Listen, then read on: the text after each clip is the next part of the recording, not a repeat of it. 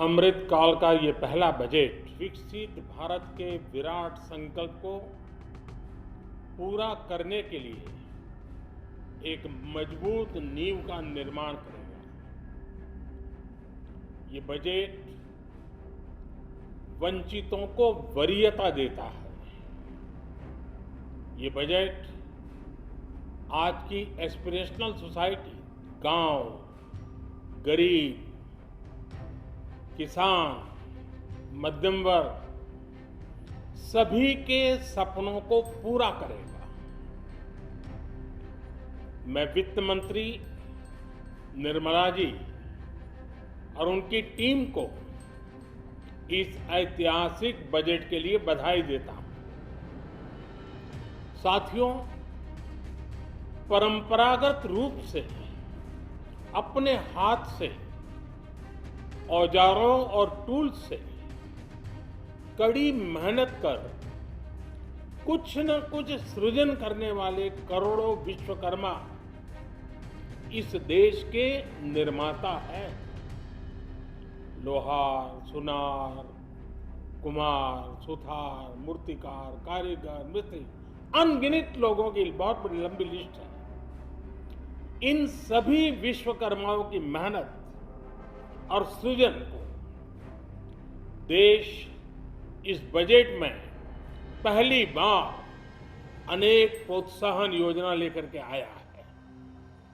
ऐसे लोगों के लिए ट्रेनिंग, टेक्नोलॉजी, क्रेडिट और मार्केट सपोर्ट की व्यवस्था की गई है।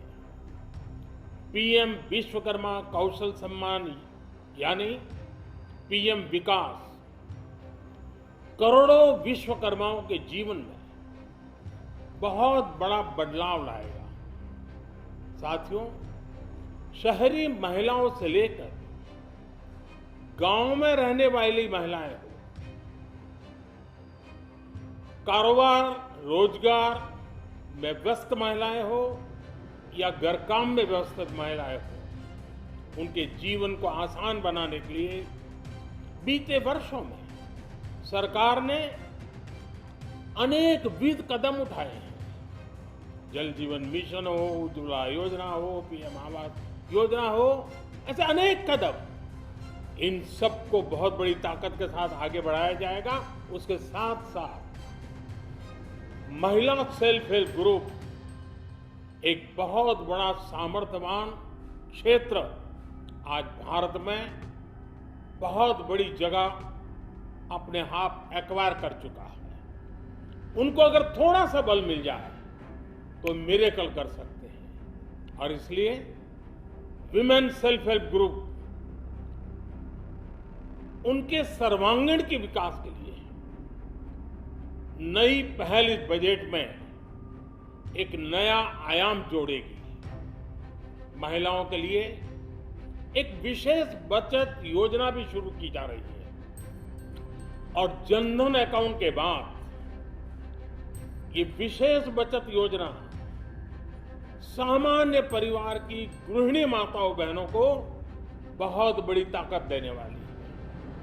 ये बजट सहकारिता को ग्रामीण अर्थव्यवस्था के विकास की धुरी बनाएगा। सरकार ने कोऑपरेटिव सेक्टर में दुनिया की सबसे बड़ी अन्न भंडारण योजना बनाई है, स्टोरेज कैपेसिटी। बजट में नए प्राइमरी कोऑपरेटिव्स बनाने के लिए एक महत्वाकांक्षी योजना का भी ऐलान हुआ है। इससे खेती के साथ साथ दूध और मछली उत्पादन के क्षेत्र का विस्तार होगा। किसानों, पशुपालकों और मछुआरों को अपने उत्पाद की बेहतर कीमत मिलेगी। साथियों, अब हमें डिजिटल पेमेंट्स की सफलता को एग्रीकल्चर सेक्टर में दोहराना है। इसलिए इस बजट में हम डिजिटल एग्रीकल्चर इंफ्रास्ट्रक्चर की एक बहुत बड़ी योजना लेकर आए हैं। आज दुनिया इंटरनेशनल मिलेट ईयर मना रही है। भारत में मिलेट्स के अनेक प्रकार हैं, अनेक नाम हैं। आज जब मिलेट्स घर घर में पहुंच रहा है, पूरी दुनिया में पॉपुलर हो रहा है, तो उसका सर्वाधिक लाभ भारत के छोटे किसानों के नसीब में है। और इसलिए आवश्यक है कि नए तरीके से उसको आगे ले जाएगा।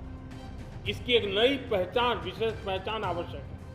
इसलिए अब इस सुपर फूड को श्री अन्न की नई पहचान दी गई। उसके प्रोत्साहन के लिए भी अनेकविध योजनाएं बनाई गई।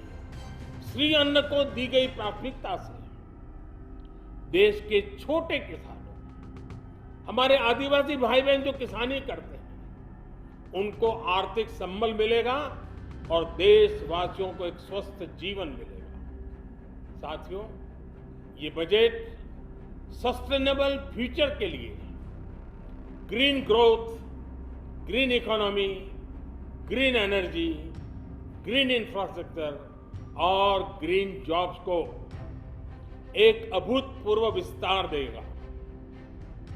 बजट में हमने टेक्नोलॉजी और न्यू इकोनॉमी पर बहुत अधिक बल दिया है।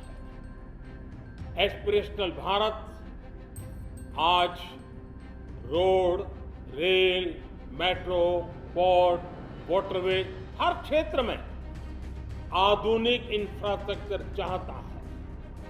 नेक्स्ट जनरेशन इंफ्रास्ट्रक्चर चाहिए।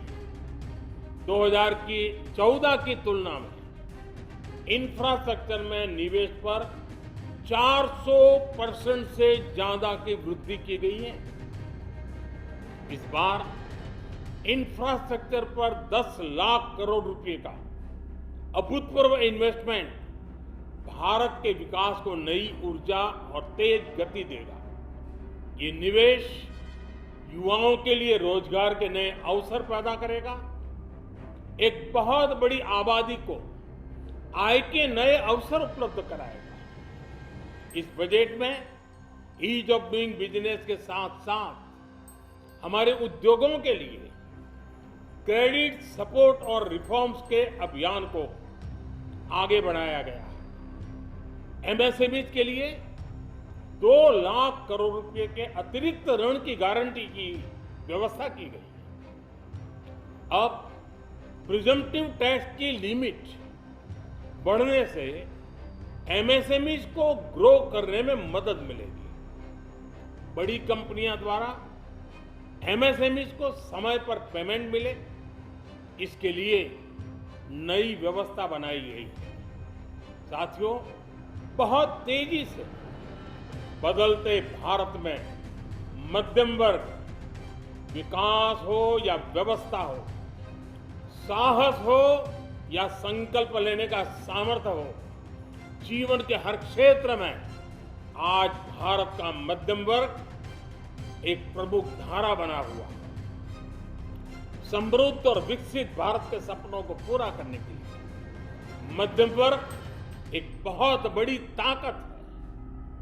जैसे भारत की युवा शक्ति ये भारत का विशेष सामर्थ्य है, वैसे ही बढ़ता हुआ भारत का मध्यम वर्ग भी एक बहुत बड़ी शक्ति है।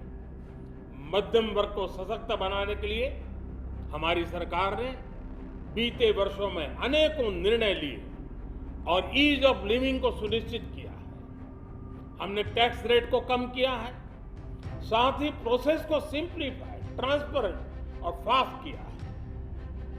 हमेशा मध्यम वर्ग के साथ खड़ी रहने वाली हमारी सरकार ने मध्यम वर्ग को टैक्स में बड़ी राहत दी है।